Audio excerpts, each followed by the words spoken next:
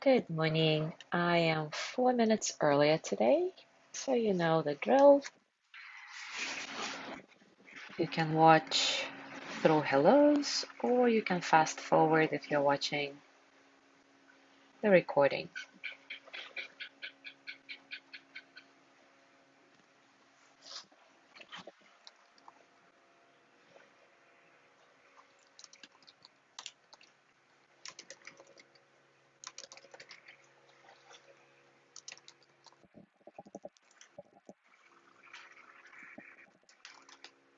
Good morning, John.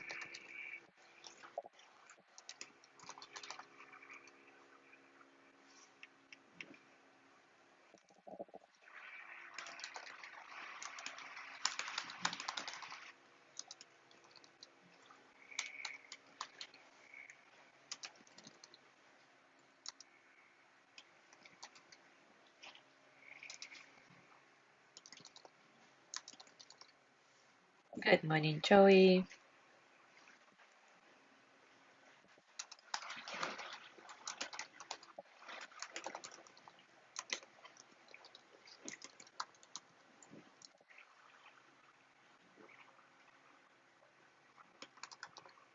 Good morning, Gina.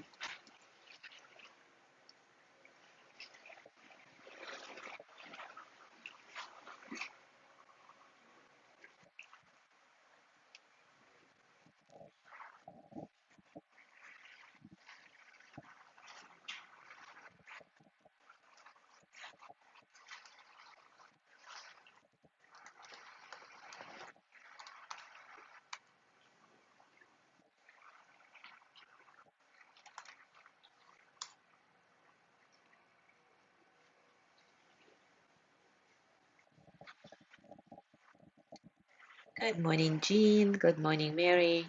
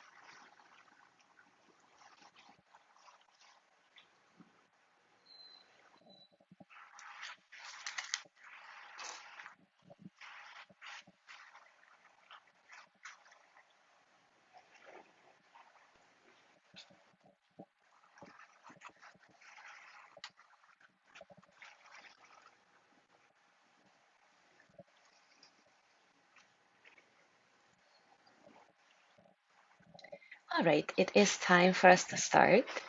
And today we will start exploring the fourth boundless mind state, or as they called in Sanskrit, Brahma Viharas. I'll remind you of the four Brahma Viharas, boundless mind states, as they are defined in Buddhism. The first one is Metta, or loving kindness. The second one is Karuna, or compassion. The third one is Mudita, sympathetic joy. And the fourth one is Upekkha, equanimity. So we'll dedicate the next few days to the exploration of equanimity, Upekkha. We have already established that life is a constant succession of pleasure and pain. Everything always changes. And it is simply unreasonable to expect life to be otherwise, to be static.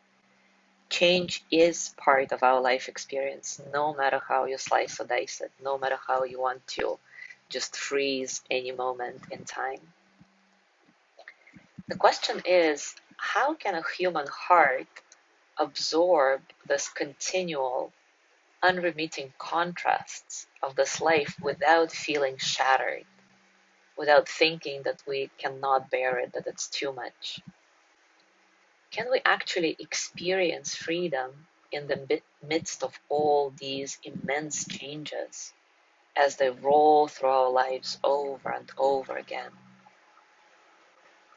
Can we be happy in the continuous arising and passing away of all experiences, pleasant, unpleasant, neutral?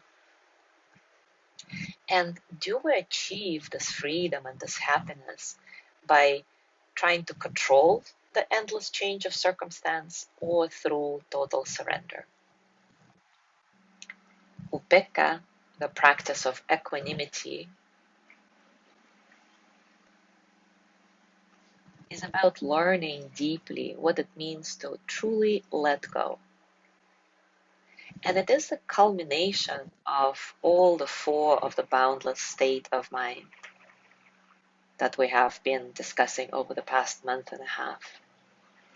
Equanimity is a spacious stillness of the mind, a radiant calm in the heart that allows us to be present fully with all the different changing experiences that constitute our world and our lives. When we look carefully at our experience, both internal and external, we see that change is fundamental. It's intrinsic to the entire living world. When we look at our own lives, we see extraordinary patterns of flow and movement. For a moment, just think of a series of circumstances that brought you to be here in this practice today. So many different changing events and experiences have led to this very moment and this very action. And at the time they happened, some of those experiences may have seemed very unfortunate, very painful, and yet in some way they had a role in this pattern that brought you here to this distinct time and place. We can see that life is like a mosaic. It has a pattern. Each experience has some part in creating the whole. And we can start seeing harmony in the bigger picture.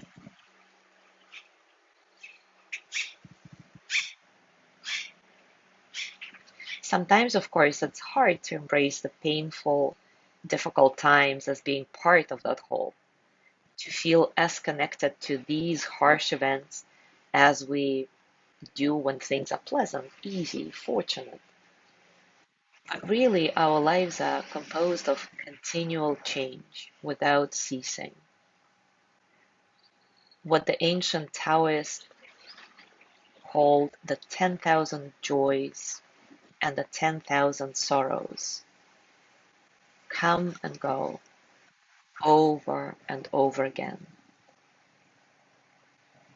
As the Buddha said, pleasure and pain, gain and loss, praise and blame, fame and disrepute constantly arise and pass away beyond our control. Sharon Salzberg illustrates this lack of control over we receive as a result of our actions with this very curious story. She writes, one of my friends who leads meditation retreats honors the Asian habit of bowing to the image of the Buddha when he enters the meditation hall at the beginning of sittings, beginning of meditations. After one sitting, he told me he received 2 notes from students who had been in the hall with him. One note said, I saw you bowing to the Buddha, and I was really offended. It is rank superstition, and it has no place here. You should stop doing it right now. The other note said, I saw you bowing to the Buddha, and I want you to know that it was the most moving thing that has ever happened to me here. It made all the difference in my retreat. I am so grateful that you did it. And that is just how it is. We act, hopefully out of the best intentions we can find within us, and at times we receive praise, and at times we receive blame for the same very action. The Buddha said, there's always blame in this world. If you say too much, some people will blame you. If you say a little bit, some people will blame you. If you say nothing at all, some people will blame you. And this is the very nature of life. No one in this world experiences only pleasure and no pain, and no one experiencing only gain and no loss. When we really open to this truth, we discover that there is no need to hold on or to push away.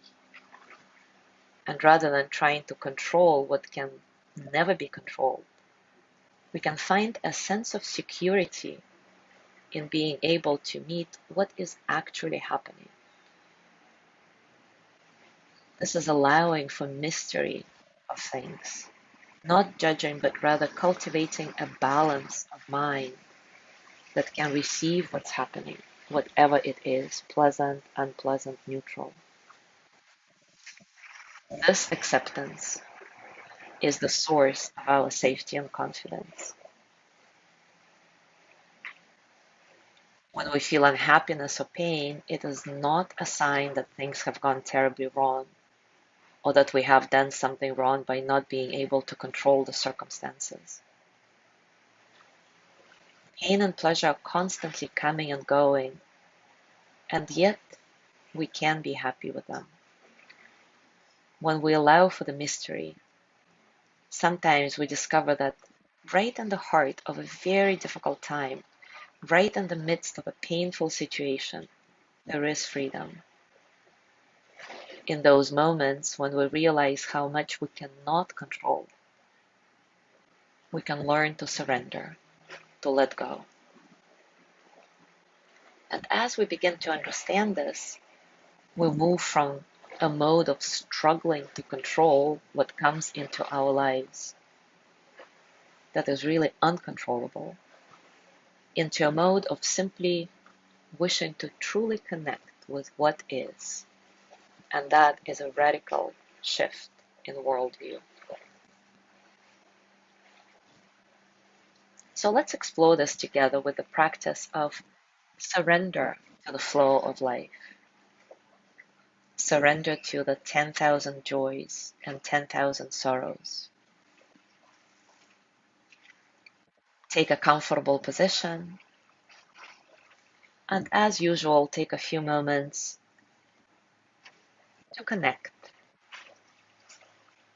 to acknowledge all the circumstances of your practice, external and internal, with each easy breath, dissolving the boundary between the two.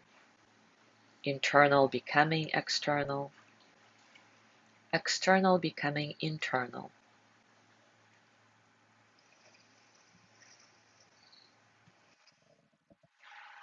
And the breath is uncontrolled. You simply watch it, observe it, how it flows in the body, in and out as you inhale and exhale.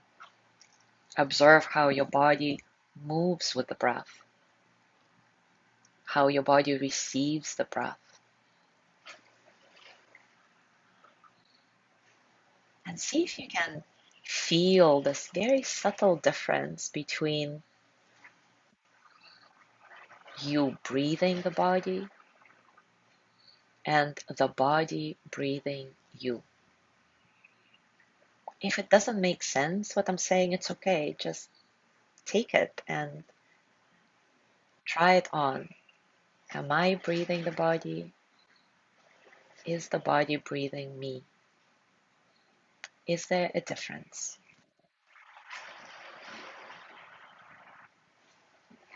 Controlled experience versus surrender. Scan your body from top to bottom, connecting with yourself, connecting with the support of the ground, trusting that the ground is designed to hold you, to carry you, to support you. And you don't need to hold yourself up in any way, shape, or form. You can fully relax, soften, be effortless in your body, mind, and heart.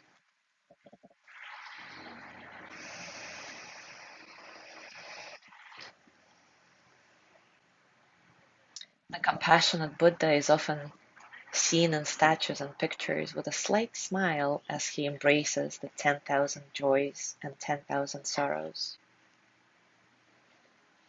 When we meditate with the spirit of a smile, we awaken our natural capacity for unconditional friendliness. So, in your comfortable position, whether you're sitting or lying down, close your eyes and let the natural rhythm of the breath help you relax.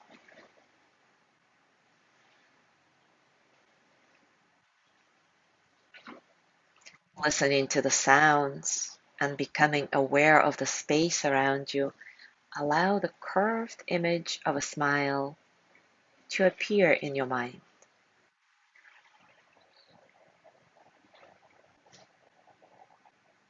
Notice how kindness, gentleness, openness, and ease arise with the idea of a smile. Sense the curved, relaxed smile fill your mind. Extend outward into space.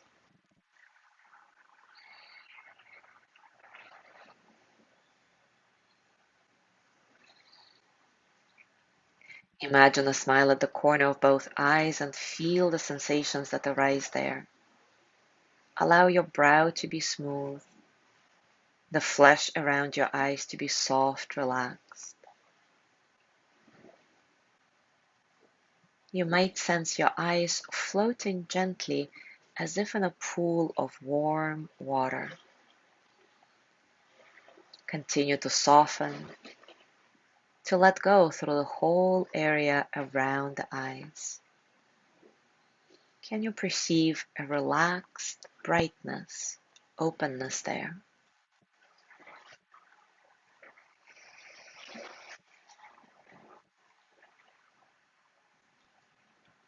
Now bring a small but real smile to your lips, the half smile of the Buddha, and allow this feeling to relax the muscles of your face. Let the jaw be relaxed and loose. Let the tip of the tongue lightly touch the roof of the mouth. Feel how your eyes are smiling, your mouth smiling.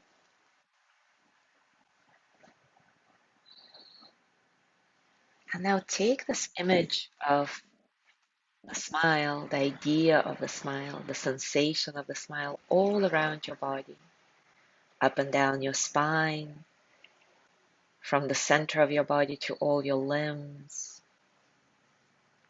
Let it fill all the parts of your body that need kindness, that need attention, that may feel tense and painful. And notice how, when you surrender into the smile, there is less need to control.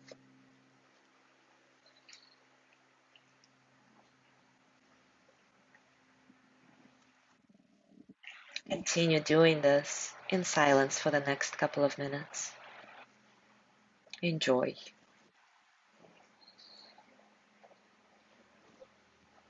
Of course, when thoughts, sensations, or emotions arise,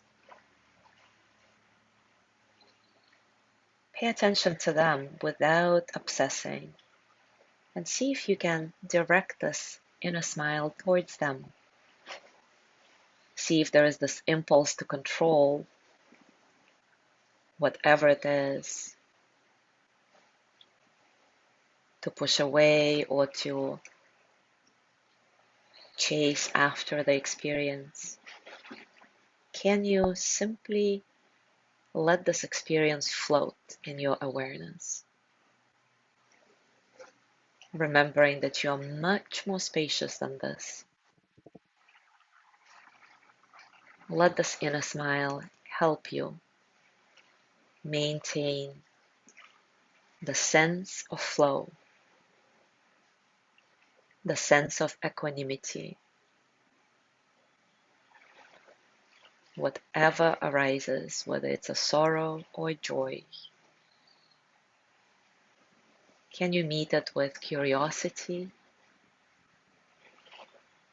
and surrender without trying to change?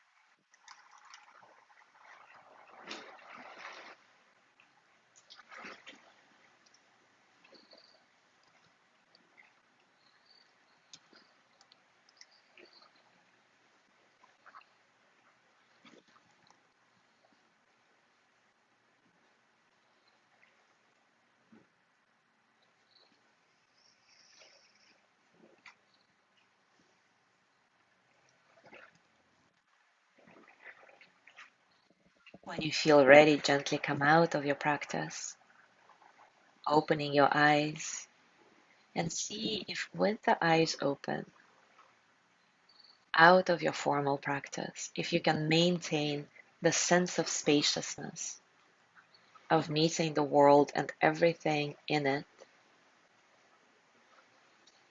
without trying to control, allowing each experience to just float in your awareness. And as you go through your day to day, I invite you to do just that, to experiment with that. Every time you notice this impulse to control something, to chase after an experience or thought or object, or to push it away, whether it's pain or painful conversation,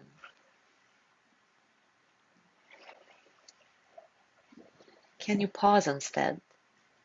Invoke the image and the sensation of an inner smile, accepting of everything that happens, reminding yourself that you are spacious enough to hold all the experiences, pleasant, unpleasant, neutral. Reminding yourself that 10,000 joys and 10,000 sorrows are just a fact of life, and we all have to live through them. And see if it changes your experience somehow. Enjoy. Thank you so much for being here today. Have a beautiful day, and I will see you tomorrow.